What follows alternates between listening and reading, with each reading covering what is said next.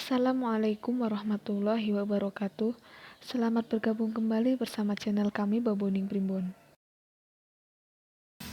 Sahabat Baboning Primbon yang dirahmati Allah Subhanahu wa taala, setiap orang haruslah berdoa kepada Allah Subhanahu wa taala. Karena dengan berdoa kita bisa meminta pertolongan dan meminta pengampunan dari Allah Subhanahu wa taala. Dalam firman Allah disebutkan bahwasanya, berdoalah kepadaku, niscaya aku akan mengabulkannya. Al-Ghafir ayat 60.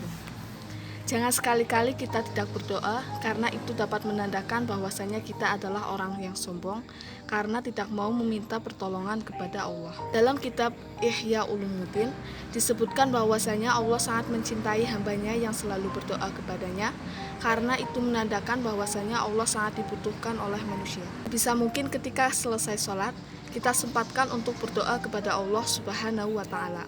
Terdapat beberapa aktivitas yang jika kita lakukan, kita akan mendapatkan doa dari malaikat dan sebaiknya kita bisa melakukannya, karena sangat mudah dan ringan.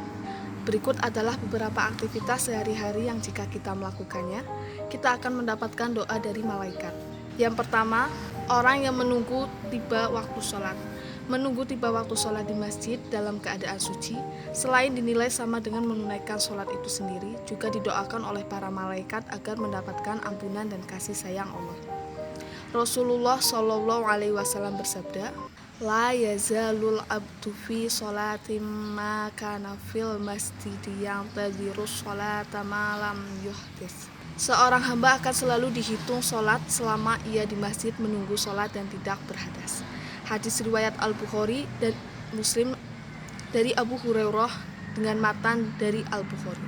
Rasulullah Shallallahu Alaihi Wasallam bersabda, para malaikat berdoa untuk sholat seorang dari kalian selama dia masih pada posisi sholatnya dan belum berhadas. Ya Allah, ampunilah dia. Ya Allah, rahmatilah dia. Dan seseorang dari kalian senantiasa dihitung dalam keadaan sholat selama dia menanti pelaksanaan sholat, di mana tidak ada yang menghalangi dia untuk kembali kepada keluarganya kecuali sholat itu. Hadis riwayat Al-Bukhari dari Abu Hurairah. Rasulullah Shallallahu Alaihi Wasallam bersabda, sholat seseorang dengan berjamaah melebihi 29 derajat dari sholat seseorang yang dikerjakan di rumahnya dan di pasarnya. Demikian itu karena bila salah seorang di antara mereka berwudu dengan menyempurnakan wudunya, lalu mendatangi masjid dan tidak ada yang mendorongnya kecuali untuk sholat, maka tidaklah ia melangkah satu langkah kecuali akan ditinggikan derajatnya dan dihapus kesalahannya hingga ia masuk masjid. Jika ia telah masuk masjid, maka ia dihitung dalam sholat selama ia tertahan oleh sholat, dan malaikat terus mendoakan salah seorang di antara kalian selama ia dalam majelisnya yang ia pergunakan untuk sholat. Malaikat akan berdoa, Ya Allah, rahmatilah dia, Ya Allah, ampunilah dia, Ya Allah, maafkanlah dia, selama ia tidak melakukan gangguan dan belum berhadas. Hadis riwayat Muslim dari Abu Hurairah. Rasulullah Shallallahu Alaihi Wasallam bersabda, Innal malaikatu tusolli ala ahadikum madama fi majlisi taqulu Allahumma ghfir lahu Allahumma arhamhu ma lam yuhdis ahadukum fi sholatim ma kana sholatu tahbisu. Para malaikat akan mendoakan salah seorang di antara kalian selama ia dalam majelisnya. Mereka memohon, Ya Allah, ampunilah dia, Ya Allah, rahmatilah dia, selama ia belum berhadas, dan salah seorang di antara kalian dihitung dalam sholatnya selama ia tertahan oleh sholat. Hadis riwayat Muslim dari Abu Hurairah. Yang kedua, orang-orang yang berada di barisan depan di dalam sholat berjamaah. Karena jika berada di saf terdepan, layaknya kita mendapatkan ganjaran unta. Artinya, kita berada di saf depan sama saja kita mendapatkan ganjaran unta. Rasulullah Shallallahu Alaihi Wasallam bersabda, Innallaha malaikatuhu yusholluna ala sofil muqaddami wal muadzinu yughfaru lahu mumaddi sawtihi wa yusaddiquhu ma sami'u mirrat biwayabisi walahu mithlu ujri ma shallama'ah. Allah dan para malaikat mendoakan orang-orang yang berada di saf terdepan. Seorang muazin akan diampuni sepanjang suaranya dan dibenarkan oleh yang mendengarnya dari semua yang basah dan kering, dan dia mendapat pahala seperti pahala orang yang ikut sholat bersamanya. Hadis riwayat Al-Nasai dan Abu Dawud dari Al-Bara ibnu Azib. Innallaha azza wa jalla wa malaikatuhu yusholluna ala sofil awwali aw sufufil awal. Sesungguhnya Allah azza wa jalla dan para malaikatnya bersolawat atas orang-orang yang berada di saf awal atau saf awal. Hadis riwayat dari Al-Nu'man ibnu Bashir. Yang ketiga, orang-orang yang menyambung saf pada sholat berjamaah tidak membiarkan celah kosong dalam saf. Rasulullah Shallallahu Alaihi Wasallam bersabda, Innallaha wa malaikatuhu yusholluna 'alal ladzina yusilunus sufufa wa ma sadda furjatan rafa'ahu wa biha darajah. Sesungguhnya Allah dan para malaikatnya bersolawat bagi orang-orang yang menyambung barisan sholat, maka barang siapa menutup celah dalam barisan tersebut, Allah akan mengangkat derajatnya. Hadis riwayat Ahmad dan Ibnu Majah dari Aisyah. Yang keempat, mengucapkan amin secara bersamaan ketika sholat. Rasulullah Shallallahu Alaihi Wasallam bersabda, "Idza qala al-imamu ghairil maghdubi 'alaihim waladdallin faqulu amin fa innahu mawwafaqa qawluhu qawlal malaikatihi ghufira lahu ma taqaddama min dzambi."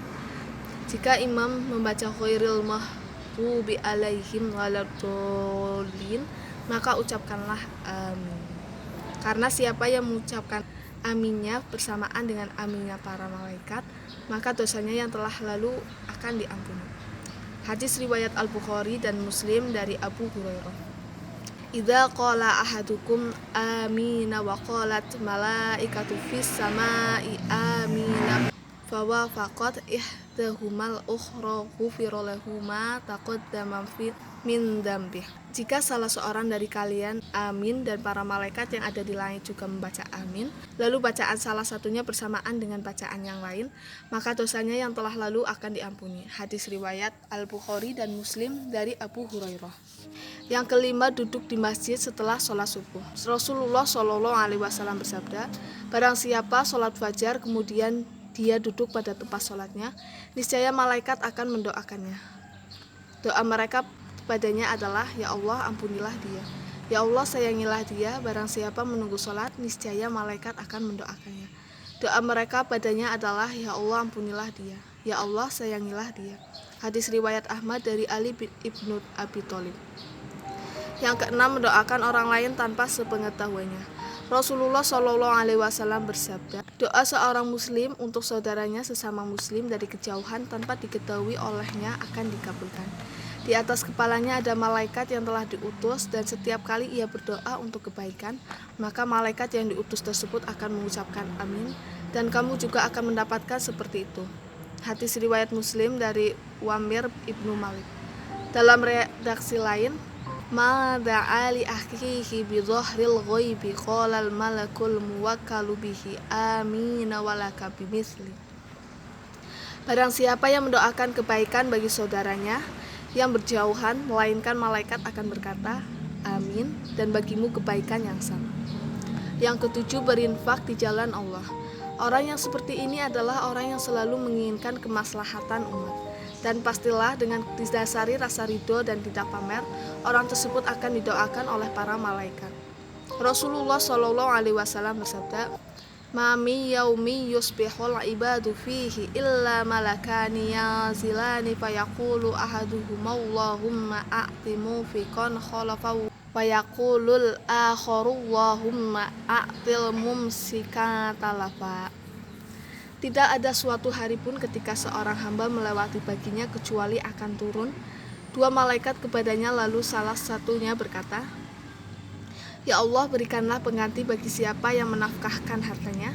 Sedangkan yang satunya lagi berkata, "Ya Allah, berikanlah kehancuran kepada orang yang menahan hartanya." Hadis riwayat Al-Bukhari dan Muslim dari Abu Hurairah. Yang kedelapan, orang yang mengajarkan kebaikan kepada orang lain. Rasulullah Shallallahu Alaihi Wasallam bersabda, "Fadlul alimi alal abidi kafadli alal adnakum." Summa qala Rasulullah Shallallahu Alaihi Wasallam, "Innallaha malaikatuhu wa ahlas samawati wal aradina hatta namlata fi juhriha wa hatta al-hutu la yasulluna ala muallimin nasil khair." Keutamaan seorang alim dari seorang abid ahli ibadah, seperti keutamaan dari orang yang paling rendah di antara kalian. Kemudian beliau melanjutkan sabdanya, sesungguhnya Allah, malaikatnya, serta penduduk langit dan bumi, bahkan semut yang ada di dalam sarangnya, sampai ikan paus, mereka akan mendoakan untuk orang yang mengajarkan kebaikan kepada manusia. Abu Isa berkata, hadis ini Hasan Gharib Sahih. Perawi berkata, aku mendengar Abu Ammar Al-Husain bin Hurais Al-Huzai berkata, aku mendengar Al-Fudail bin Iyad berkata, seorang alim yang mengamalkannya, ilmunya dan mengajarkan ilmunya akan dipanggil besar oleh malaikat yang ada di langit. Hadis riwayat Al-Tirmidzi dari Abu Umamah Al-Bahili. Rasulullah Shallallahu Alaihi Wasallam bersabda, keutamaan seorang yang berilmu dari seorang ahli ibadah bagaikan keutamaanku atas orang-orang yang paling rendah di antara kalian. Kemudian beliau membaca ayat ini, Innama yakhsyallaha min ibadihil ulama. Hanya saja yang takut kepada Allah dari hamba-hambanya adalah para ulama. Quran Surat Fatir ayat 8. Sesungguhnya Allah, para malaikat, penduduk langit dan bumi, serta ikan di lautan selalu berselawat kepada orang yang mengerjakan kebaikan kepada manusia. Hadis riwayat Al-Darimi dari Mahul. Yang kesembilan, orang yang tidur dalam keadaan bersuci. Maksudnya adalah ketika akan tidur, kita disunahkan untuk berwudu terlebih dahulu. Selain itu, kita juga harus membaca doa sebelum tidur. Dan disunahkan pula untuk membaca ayat kursi sebanyak 3 kali, Al-Ikhlas 3 kali, An-Nas dan Al-Falaq sebanyak 1 kali. Setelah itu membaca sholawat dan istighfar sebanyak-banyaknya dan mengusapkannya ke tubuh kita dari atas atau ujung rambut sampai ujung kaki. Rasulullah Shallallahu Alaihi Wasallam bersabda, sucikanlah badan-badan kalian, semoga Allah mensucikan kalian, karena tidak ada seorang hamba pun yang tidur malam dalam keadaan suci, melainkan satu malaikat akan bersamanya di dalam syiar. Tidak satu saat pun dia membalikan badannya, melainkan satu malaikat akan berkata, ya Allah, ampunilah hambamu ini, karena ia tidur malam dalam keadaan suci. Hadis riwayat At-Tabrani dari Ibnu Abbas. Rasulullah Shallallahu Alaihi Wasallam bersabda, barang siapa yang tidur dalam keadaan suci, maka malaikat akan bersamanya di dalam pakaiannya. Dan tidaklah ia bangun melainkan malaikat berdoa, ya Allah, ampunilah hambamu si fulan, karena ia tidur dalam keadaan suci.